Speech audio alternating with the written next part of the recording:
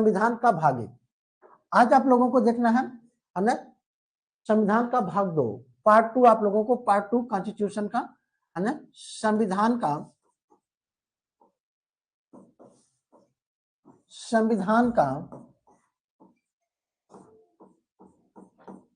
भाग 2 है ना।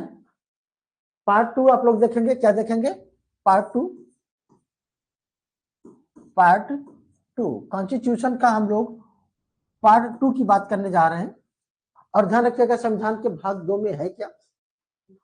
इसमें है नागरिकता। क्या है? नागरिकता।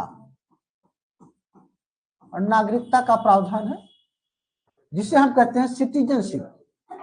क्या कहते हैं?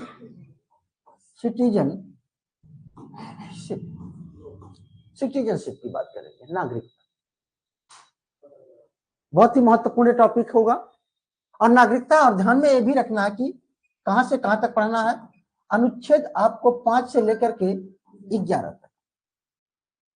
कल आप लोगों ने अनुच्छेद 1 से लेकर के 4 तक देखा था और देखा था आप लोगों ने संविधान का भाग 1।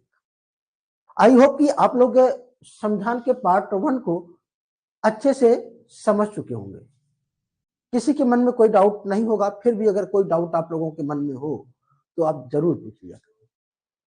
आज जो हम लोग पढ़ने जा रहे हैं वो पढ़ने जा रहे हैं संविधान का भाग 2। संविधान का भाग 2 नागरिकता, सिटीजनशिप की बात करेंगे। और ये बहुत ही महत्वपूर्ण टॉपिक है और बहुत से यहाँ पे करंट से संबंधित मुद्दे भी बनते हैं।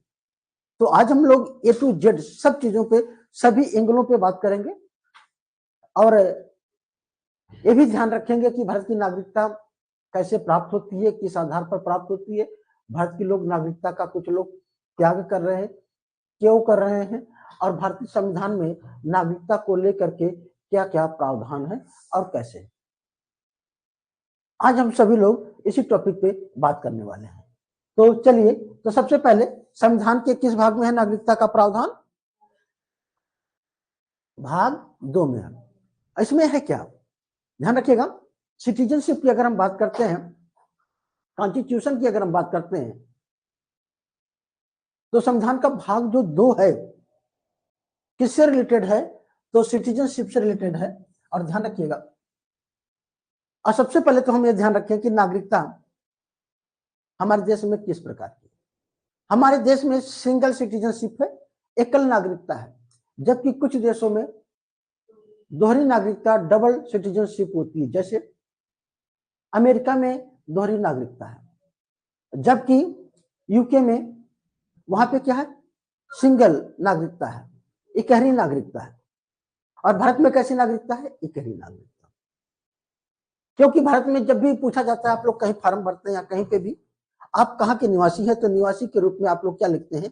भारतीय या इंडियन लिखते हैं इंग्लिश में। इंडियन या भारतीय, आपकी जो सिटीजनशिप है या तो इंडियन इंग्लिश में और हिंदी में भारतीय लिखते हैं। जबकि अमेरिका में ऐसा नहीं है।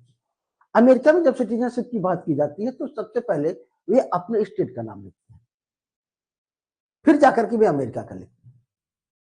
दरअसल में अमेरिका की जो संवैधानिक स्थिति भी इसी तरीके की है। पहले वहां पे सब छोटे छोटे देश हुआ करते थे।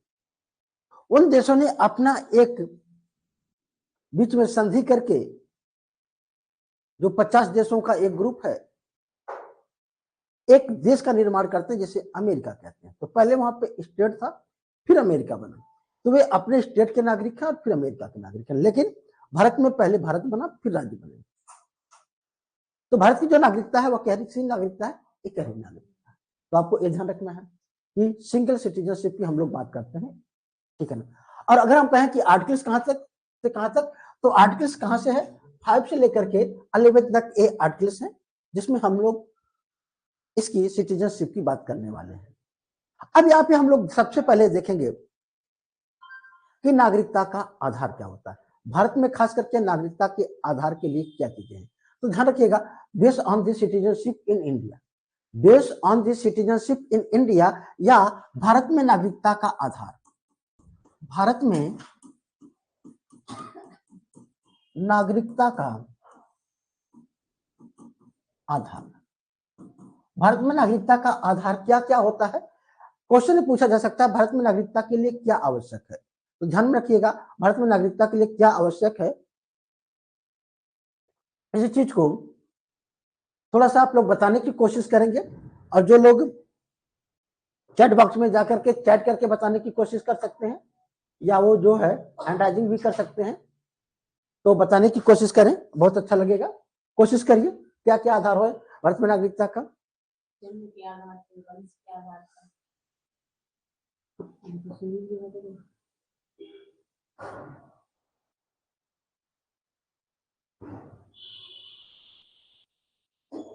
चलिए आप लोग बताते रहिए भाई।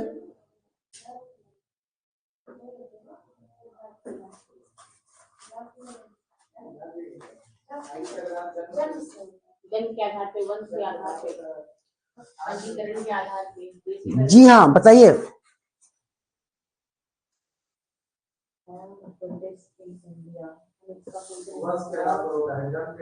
हाँ अनुष्का क्या बोल रहे बेटा?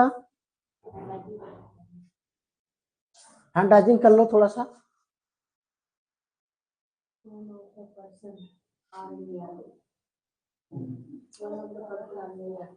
One of the person on India.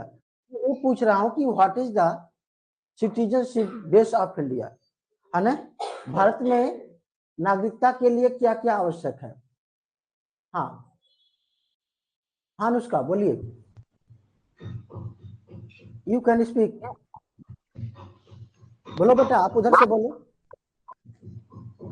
Sir पहला तो है कि इंडिया में बर्थ लेना चाहिए उसे, हाँ और दूसरा है दोनों में से कोई एक पेरेंट्स अगर इंडियन है तो उनका हाँ बच्चा भी इंडियन होना चाहिए। Very good. और और इसका मतलब ये है कि जन्म के आधार पर, बेस्ड ऑन दी बर्थ, है ना? जन्म के आधार पर नागरिकता, बेस्ड ऑन दी बर्थ, है ना? तो एक तो जन्म के आधार पर हो गया, दूसरा क्या हो गया? ठीक है ना, पेरेंट्स। ठीक है ना, पेरेंट्स का मतलब क्या हो गया? अच्छा कोई और भी, इनको भी देख लेते हैं। हाँ हाँ बताइए, बोलिए पद्मा जी। जी जी सर। सर हमारे ऐप पर सर खुल ही नहीं रहा था सर, अभी थोड़ी देर बाद खुला सर ये। अच्छा चलिए बहरहाल कोई बात नहीं, खुल गया ना? हाँ जी, तो सर क्या आप रिपीट करेंगे? मतलब ज्यादा सेशन छूट गया सर नहीं मेरा। कुछ नहीं, कोई कुछ नहीं, अभी हमने शुरू किया है। हमने केवल ये पूछा है कि हम लोग आज पढ़ने वाले हैं संविधान का भाग 2, और संविधान के भाग 2 में हम लोग पढ़ेंगे नागरिकता, सिटीजनशिप के बारे में पढ़ेंगे। तो हमने कहा कि भारत में नागरिकता, इकहरी नागरिकता, सिंगल जो है सिटीजनशिप की हम लोग बात कर रहे हैं। तो भारत में नागरिकता का आधार क्या है, बेस क्या क्या है? तो ठीक है ना, तो ध्यान रखिएगा, इसमें से कुछ लोगों के आंसर निकल करके आ रहे थे, जैसे अभी अनुष्का इसका आंसर दे रही थी, ठीक है ना? वो बता रही थी कि एक तो, ठीक है ना, सिटीजनशिप, है ना, सिटीजनशिप ऑफ इंडिया है ना, बेस्ड ऑन बर्थ। तो ध्यान रखिएगा, जन्म के आधार पर नागरिकता, किसके आधार पर? जन्म के आधार पर, के आधार पर नागरिकता।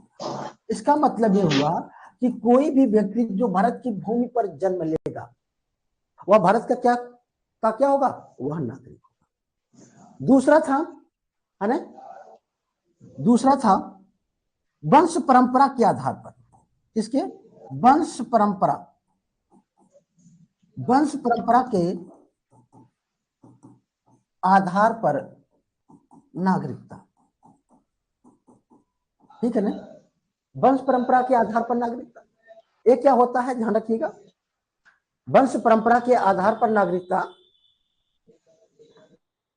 इंग्लिश में इसे लिख सकते हैं citizenship based on descent. Descent का मतलब होता है वंश परंपरा।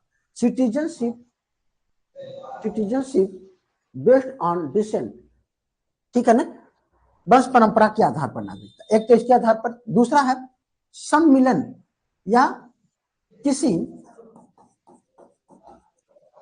क्षेत्र, किसी क्षेत्र या सम्मिलन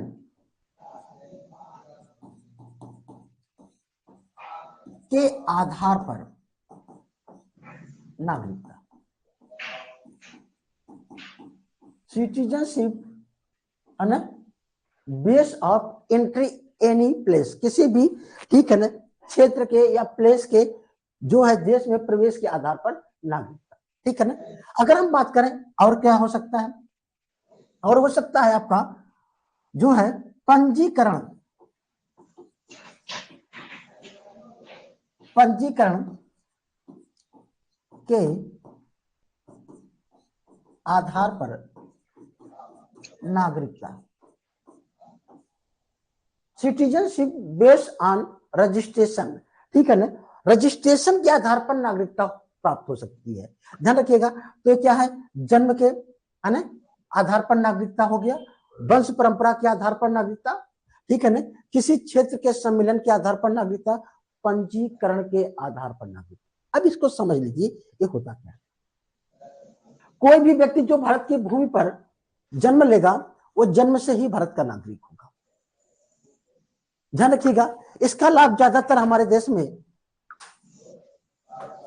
बांग्लादेश के लोगों ने उठाया है ना। किसको उठाया है, बांग्लादेश के लोगों ने। बांग्लादेश के लोगों ने क्या किया, क्योंकि बांग्लादेश के साथ हमारी जो लैंड की जो बाउंड्री थी वो बहुत अच्छे से व्यवस्थित तरीके से वहां पे जो है बाउंड्री जो है बनी नहीं थी। ऐसे में जो भारत की सीमाओं पर जो और बांग्लादेश की सीमाओं पर रहने वाले जो गांव थे, पता लगा कि गांव में बांग्लादेश के किसी गांव में किसी माँ कोई जो है महिला माँ बनने वाली है और उससे इंडिया के हॉस्पिटल में लेकर के आया गया। मानवता के नाम पर, ह्यूमैनिटी के नाम पर उसे इंडिया के हॉस्पिटल में उसके बच्चे का जन्म हो गया। अब जैसे उसका जन्म होता है उसके जन्म से वो क्या हो गया, भारत का नागरिक। पापा मम्मी बांग्लादेश के और बेटा कहाँ का, भारत का नागरिक। भारत की नागरिकता उसको मिल गई तो भारत की सभी योजनाओं का लाभ ले सकता है। अपने देश की नागरिकता तो लिया ही है, वहां का भी उसको लाभ मिलेगा और इंडिया का भी लाभ मिलेगा, ध्यान रखिएगा। यद्यपि इस चीज को जब समझ में आया तो अब एक व्यवस्था दी गई 1987 में जाकर के कि कोई ऐसा व्यक्ति जो भारत की भूमि पर जन्म लेगा लेकिन उसके माता पिता में से कोई एक भारत का नागरिक होना चाहिए।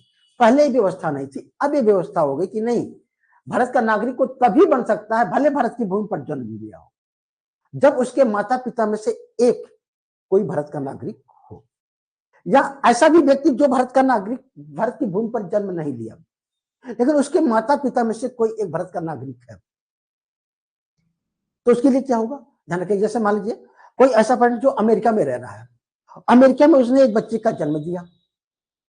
अब वो बच्चा क्या होगा, अमेरिका के संविधान के अनुसार, कॉन्स्टिट्यूशन के अनुसार वो अमेरिका का क्या होगा, नागरिक होगा। भारत की क्या उसकी नागरिकता मिल सकती है। उसके माता पिता में से कोई एक, दोनों तो है तो तब भी, और कोई एक भी अगर है भारत का नागरिक, तो ऐसे में माता या पिता में से उस बच्चे का 1 साल के अंदर भारत सरकार के यहाँ जो हमारा जो परिवार रजिस्टर नकल होता है यहाँ पे पंजीकरण कराना आवश्यक होता है। अगर वो पंजीकरण यहाँ पे 1 साल के अंदर करा लेता है तो वह भारत की नागरिकता का दावेदार हो सकता है। अगर 1 साल के अंदर वह पंजीकरण नहीं कराता है, भले ही माता पिता दोनों भारत के नागरिक हों और बच्चे का जन्म किसी दूसरे देश में हुआ है, तो उसे भारत की नागरिकता प्राप्त नहीं हो सकती। दोनों कंडीशन को ध्यान रखिएगा। दूसरी चीजें हैं वंश परंपरा के आधार पर नागरिकता। इसके तहत क्या था, जब हमारा संविधान कॉन्स्टिट्यूशन जब लागू हुआ था तो उस समय एक व्यवस्था दी गई थी कि कोई भी व्यक्ति जो जिसके माता पिता, तो छोड़ दीजिए माता पक्ष की तरफ से नाना नानी और पिता की पक्ष से दादा दादी, जिसके दादा दादी या नाना नानी में से कोई भी एक कभी भी भारत का नागरिक रहा हो, वह भारत की नागरिकता की दावेदारी कर सकता है इस आधार पर कि हमारे नाना भारत के नागरिक थे, हमारे दादी हमारे भारत की नागरिक थी, तो इसके आधार पर उसे भारत की नागरिकता प्राप्त हो सकती थी। लेकिन अब शायद ही कोई ऐसा व्यक्ति हो जिसके दादा दादी और नाना नानी भारत के नागरिकता वाले नागरिक रहे हो और वे जीवित रहे, तो अब उसको हटा करके क्या कर दिया गया, माता पिता कर दिया गया। तो इसको भी ध्यान में रखिएगा। तीसरा था, हाँ बोलिए। जैसे कि कोई बच्चा है, हाँ उसके नाना नानी जो है भारत के नागरिक है। हाँ मान लीजिए कि नाना नानी भारत के नागरिक है लेकिन वो बच्चा एनआरआई है। ठीक है, अगर वो भारत की नागरिकता के लिए अप्लाई करता है, क्या उसे भारत की नागरिकता, उसके नाना नानी की डेथ हो चुकी है, क्या उसे भारत की नागरिकता मिल जाएगी? सबसे पहले अभी हम जब आर्टिकल्स 5, 6, 7 और 8 पढ़ेंगे और 9 पढ़ेंगे। 9 में ये है बात है कि कोई भी व्यक्ति जो भारत का नागरिक है या नहीं भी है, अगर किसी भी विदेशी नागरिकता को स्वतः ही ग्रहण किया है तो उसे भारत की नागरिकता प्राप्त नहीं होगी। आपने कहा कि एनआरआई है, तो whose person is not residence in India, उसका रेजिडेंस इंडिया में नहीं है, वह इंडिया का नागरिक है ही नहीं है, बल्कि उसने क्या है, दूसरे देश की नागरिकता ग्रहण कर रखी है। अगर उसने स्वेच्छा से ग्रहण कर रखी है तो भारत का नागरिक नहीं होगा, चाहे उसके माता पिता रहे हो, नाना नानी रहे हो या वर्तमान में। नहीं, इस आधार पर नहीं दिया जा सकता।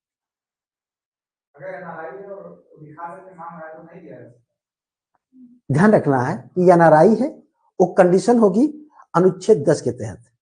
अभी हम लोग अनुच्छेद 8, 9, 10 पढ़ेंगे, पूरी चीजों को पढ़ लेंगे तो आपका पूरा का पूरा चीजें क्लियर हो जाएंगी। इसके बावजूद भी कोई क्वेश्चन बनता है तो पूछिएगा, ठीक है ना। ठीक, बहरहाल आगे देखिएगा। ये हो गया किसी क्षेत्र या सम्मेलन के आधार पर नगरी। कोई क्षेत्र ऐसा है जो भारत की भूमि है उसका मुख्य अंग नहीं है, फिर उसे क्या है, भारत की भूमि का मुख्य अंग बना दिया जाता है। जैसे सिक्किम था, सिक्किम स्वतंत्र भारत का मुख्य अंग नहीं था, गोवा स्वतंत्र भारत का मुख्य अंग नहीं था, उसे बाद में मिलाया गया। इसका मतलब जब सिक्किम पे क्या है, पुर्तगालियों का अधिकार क्षेत्र था। पुर्तगाली, ध्यान रखिएगा, हमारे देश में सबसे पहले आए और सबसे बाद में गए। तो इसका मतलब जो पुर्तगाली थे, जब वो यहां से जाने लगे तो सिक्किम को क्या किए, भारत को सौंप दिए। और उस सिक्किम में रहने वाली जो जनता थी, हमने क्या किया, सिक्किम को संविधान के 36वें संशोधन के द्वारा 1975 में भारत का अंग बना लिया। हाँ, वो अनुच्छेद 2 के तहत, जो कल हमने आपको बताया था, ठीक है ना। तो फिर उसका अंग बना लिया गया। जब वो अंग बन गया तो वहां पे रहने वाले जितने भी लोग थे वे भारत के क्या हो गए, नागरिक हो गए। मतलब इसके आधार, किसी क्षेत्र सम्मेलन के आधार पर नागरिक। ठीक, क्लियर हो गया। इसके अलावा है पंजीकरण के आधार पर नागरिकता। मान लीजिए कोई ऐसा व्यक्ति जो इन कंडीशनों को नहीं फॉलो करता है लेकिन वो भारत की नागरिकता चाहता है, तो ऐसे में वो भारत सरकार के सामने क्या करेगा, आवेदन करेगा।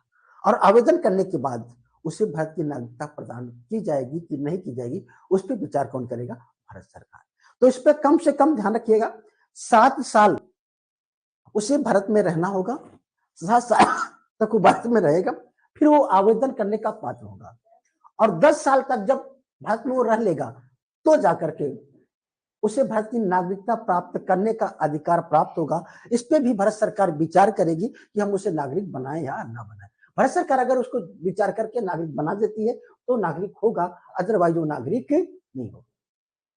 अमेरिका में यही टाइम ड्यूरेशन 14 साल है। अमेरिका में यही टाइम ड्यूरेशन कितना साल है, 14 साल। आपको मालूम होगा कमला हैरिस जो भारतीय पहले मूल की थी, आंध्र प्रदेश में उनका जन्म हुआ था, और फिर ठीक है ना तमिलनाडु में पालन पोषण हुआ। इसके बाद जो है 2000 में उनकी शादी हुई और इसके बाद वो अमेरिका में चली गई और वो शुरू से ही राजनीति वहां पर सक्रिय रही। और जब 2014 बीता तो 2014 में क्या हुई, अमेरिका की नागरिकता में, राजनीति में सक्रियता के साथ काम करने लगी। ठीक है ना, काम तो कर ही रही थी लेकिन उस टाइम ड्यूरेशन को। और आज देखिएगा कमला हैरिस क्या थी, अमेरिका की उपराष्ट्रपति थी। तो अमेरिका की एक अलग कंडीशन है, भारत की अपनी अलग कंडीशन, हर देशों की अपनी एक अलग कंडीशन है। लेकिन आपको ध्यान रखना है भारत के संदर्भ में कि हम किसको नागरिकता दे सकते। ठीक है, अच्छा, ये तो नागरिकता प्राप्त करने का आधार है। नागरिकता जा भी सकती है आपकी, है ना। नागरिकता समाप्त होने का अधिकार, ये भी ध्यान रखिएगा। नागरिकता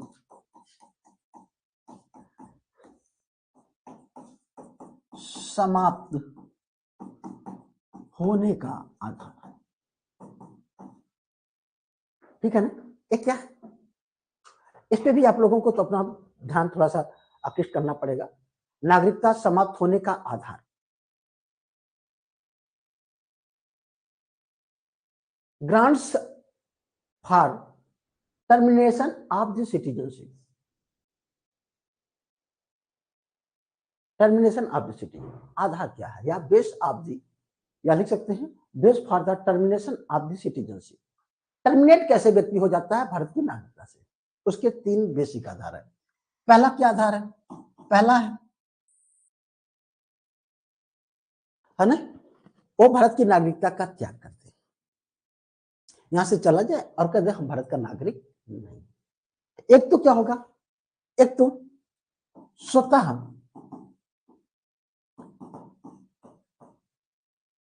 त्याग का आधार,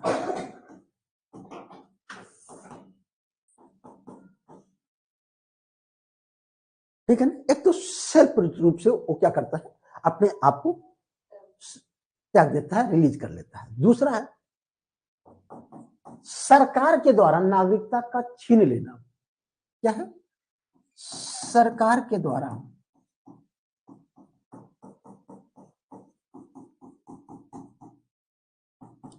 नागरिकता का छीन लेना। सरकार क्या करती है? सरकार के द्वारा नागरिकता को छीन लेना। Citizenship take by the government, क्या है? यहां पे नागरिकता को ले लेना। कैसे ले लेना, ध्यान रखिएगा। कोई ऐसा व्यक्ति है जो भारत के लिए बहुत ज्यादा जो है विरोधी कार्य कर रहा है, भारत का नागरिक है, लेकिन वो क्या कर रहा है, कुछ ऐसे काम कर रहा है जो राष्ट्र के हित में नहीं है, उसके ऊपर राष्ट्रद्रोह का जो है आरोप लगा है, तो भारत सरकार उसकी नागरिकता का छीन सकती है और उसे देश से बाहर, जिसे हम कहते हैं देश निकाला, देश से निकाल सकती है। एक तो एक आधार होगा। तीसरा आधार हो सकता है, और क्या आधार हो सकता है? कोई भी व्यक्ति स्वतः से किसी देश की नागरिकता को ग्रहण कर लेना। किसी व्यक्ति के द्वारा स्वतः से विदेशी नागरिकता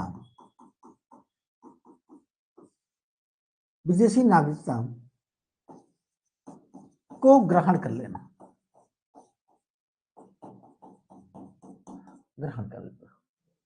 ध्यान रखिएगा। ये आपको हम लोग अभी देखेंगे, ये है अनुच्छेद 9 में, ठीक है ना। अभी हम लोग इसको फिर से पढ़ेंगे, ठीक है ना। अनुच्छेद 9 में इसके बारे में है कि कोई भी व्यक्ति अगर जानबूझ करके किसी विदेशी नागरिकता को अगर वो क्या करता है, ग्रहण करता है, तो उसे भारत की नागरिकता क्या हो जाएगी, समाप्त हो जाएगी। क्लियर हो गया यहाँ तक? अब बात आती है कि क्या ऐसी बातें हैं कि भारत की नागरिकता लोग छोड़ते हैं? जी हाँ। एक डाटा के अनुसार भारत के में रहने वाले लोग प्रति वर्ष 1.5 से 2 लाख के लगभग लोग भारत की नागरिकता का त्याग करते हैं। भारत की नागरिकता का क्या करते हैं? त्याग कर देते हैं। कहेंगे सर भारत की नागरिकता का? हाँ जी हाँ, भारत की नागरिकता का त्याग कर रहे हैं। क्यों कर रहे हैं, इसके बारे में ध्यान रखिएगा। भारत की एक पॉइंट ध्यान रखें, कभी जो है 135 जो है 1,35,000, तो कभी 1,55,000, कभी 1,65,000, कभी 1,75,85, इस तरीके से 1.5 से 2 लाख लोग, एक राउंड फिगर में इतने लोग हर साल भारत की नागरिकता का क्या करते हैं, त्याग करते हैं। और सबसे ज्यादा भारत के नागरिकों के लिए पसंदीदा जो देश है वह है अमेरिका है, कनाडा है, वहां पे लोग ज्यादा बसने की कोशिश करते हैं और वहां पे ज्यादा उनके बसने की संभावनाएं होती है। क्यों ऐसा करते हैं, कोई बता सकते हैं कि भारत के लोग नागरिकता को त्याग करके दूसरे देशों की नागरिकता ग्रहण कर रहे हैं? हाँ, रीजन मतलब चल हो गई है, ठीक है ना। अब वो क्या है, वहीं के किसी एक लड़के को पसंद करेगी, वहीं पर शादी कर लेगी, ऐसी संभावनाएं हैं। ध्यान रखिएगा कई चीजें। सबसे पहले तो हमारे देश में जो एक अच्छा जीवन स्तर चुनने के चक्कर में लोग अपने देश को छोड़ करके दूसरे देश में चले जाते हैं। उनको जो है शायद सोशल सिक्योरिटी बहुत ज्यादा वहां पे अच्छी लगती है। ऐसे कनाडा वगैरह कुछ ऐसे प्लेस हैं जहां पे चोरियां नहीं होती हैं, लोग अपना दरवाजा कहा जाता है कि खोल करके भी जाए तो कोई चोरी नहीं करता, ठीक है ना। तो वहां पे एक सब अच्छी सोसाइटी के चक्कर में लोग जो है यहाँ से वहां पे पलायन कर रहे हैं। दूसरी चीजें कि बहुत से लोग क्या है कि जाते हैं वहां पे शिक्षा के लिए और फिर वहीं पे रोजगार वगैरह प्राप्त कर लेते हैं और फिर बहुत दिनों तक रोजगार वहीं पे करते हैं और फिर वहीं पे किसी लड़के या किसी लड़की से है ना अपनी शादी करके वहीं पे सेटलमेंट हो जाते हैं। एक ये भी चीजें हैं, ठीक है ना।